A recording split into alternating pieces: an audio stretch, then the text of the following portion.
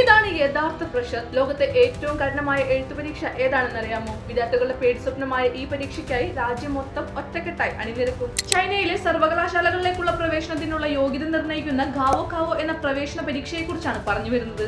രാജ്യത്തെ ഏറ്റവും വലിയ അക്കാദമിക് ഇവന്റായാണ് ഇത് കണക്കാക്കപ്പെടുന്നത്. കഠിനമായ പഠന രീതികളാണ് പല വിദ്യാർത്ഥികളും പിന്തുടരുന്നത്. ക്ലാസ് റൂമുകളിൽ തന്നെ താമസിച്ചാണ് ചില വിദ്യാർത്ഥികൾ പരീക്ഷയ്ക്ക് വേണ്ടി തയ്യാറെടുത്തത്. ചിലർ കോൺസെൻട്രേഷൻ കൂടുതൽ ലഭിക്കാൻ ഡ്രിപ്പിടും. ചില പെൺകുട്ടികൾ ആർത്തവം നീട്ടിവെക്കാൻ മരുന്ന് കഴിക്കും. പരീക്ഷാ ദിവസങ്ങളിൽ പല നഗരങ്ങളിലും വിദ്യാർത്ഥികൾക്കായി ടാക്സി ഡ്രൈവർമാർ സൗജന്യ യാത്രാ സേവനങ്ങൾ നൽകും. പരമാവധി ഗതാഗത കുരുക്കുകൾ ഒഴിവാക്കും. ശബ്ദമലിനീകരണം തടയുന്നതിനായി ഈ ദിവസങ്ങളിൽ പരീക്ഷാ സെന്ററുകൾക്ക് ചുറ്റുമുള്ള നിർമ്മാണ പ്രവർത്തനങ്ങളും മറ്റും നിർത്തിവെക്കും.